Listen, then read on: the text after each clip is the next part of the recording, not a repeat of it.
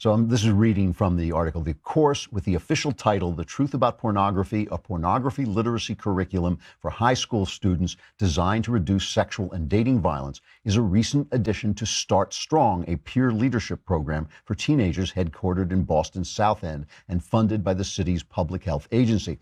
About 24 selected high school students attend every year, most of them Black or Latino, along with a few Asian students from Boston public high schools, including the city, so on and on. During most of the year, the teenagers learn about healthy relationships, dating violence, and LGBT issues, as opposed to English and history and math, but often through group discussions, role-playing, and other exercise. So what they're teaching them is that porn isn't necessarily reality. That's a very sad answer. It's a very sad answer. And yet, what are the other answers? Ross Douthat, in reaction to this piece, Ross Douthat is the Catholic op-ed writer who used to be a lot better before Trump, but now I think the New York Times just does not let people write what they actually think. Anyway, he wrote a piece called Let's Ban Porn. And he says the belief that it should not be restricted is a mistake. The belief that it cannot be censored is a superstition. Law and jurisprudence changed once to allow porn and can change again. And while you can find anything somewhere on the internet, making hardcore porn something to be quested after in dark corners would dramatically reduce its pedagogical role, its cultural normalcy, its power over libidos everywhere. And Peter Suderman at Reason, of course, Reason is a libertarian site. They don't want to ban anything.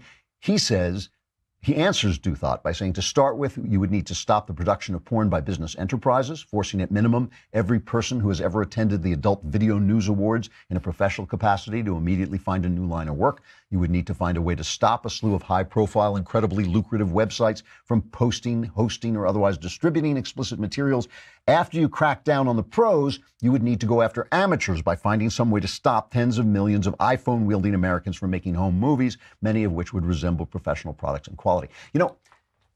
What's interesting about this, and by nature, I'm a libertarian, but I really see this as a plague. And the plague's not porn. The plague is an attitude to the human body and to human relationships that was sold to us by the left all from the 60s to today. And now that they're reaping the whirlwind, they don't like it very much.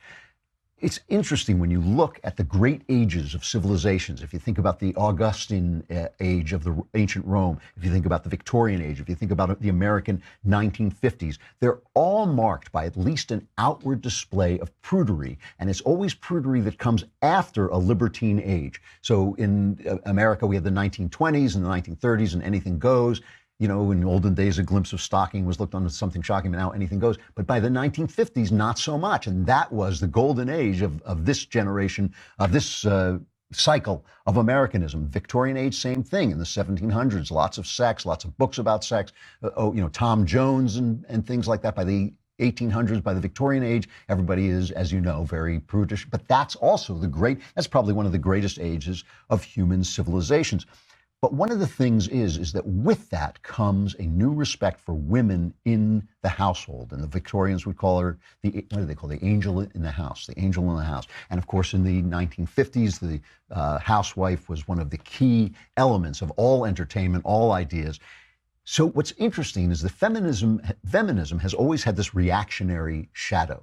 Okay, first they say, yes, men and women should have the same kind of sex. And then, oh my God, women are being abused. This is no good. This is no good. They've always had this idea that men's desires should be prohibited, that porn was bad. They've always had a strain of feminism that porn was bad. And it would be interesting if feminism morphed in the same way that the left has morphed, the side of free speech has now morphed into the side of no speech. It would be interesting, and I do think this could happen, that feminism morphs into actual feminism, the defense of women in their roles as guiding families, guiding men, civilizing men. Now, when you say that without women, men would be uncivilized, feminists start screaming at you and say, it's not our role to civilize men. It's not our role to civilize men. And yet, they don't like living in a world without civilized men in it. And women are the only things that civilize men.